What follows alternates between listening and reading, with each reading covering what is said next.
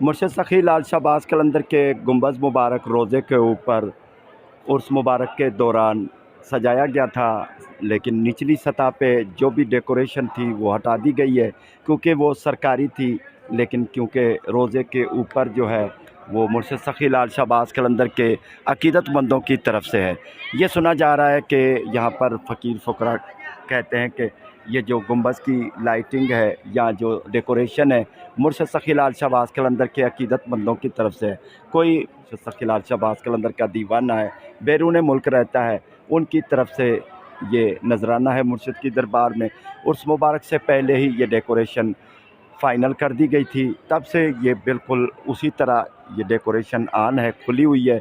दरमियान में कुछ बरसात मौसम थे या कुछ तूफ़ान थे जिनकी वजह से चंद दिनों के लिए ये लाइटिंग बंद हो गई थी, लेकिन ये दोबारा लाइटिंग ऑन हो गई है। बहुत खूबसूरत मंज़र पेश कर रहे हैं मुर्शद सखी लाल शहबाज कलंदर के रोज़े का बहुत खूबसूरत मंज़र है।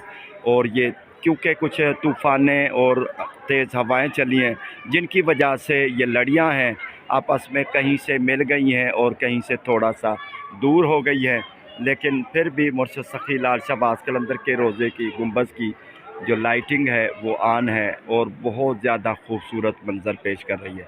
सखी लाल शहबाज कलंदर के दीवानों की खैर हो, जिसने भी मुर्शिद के दर पे ये नजराना पेश किया है, अल्लाह ताला उसकी मुरादें पूरी फरमाए।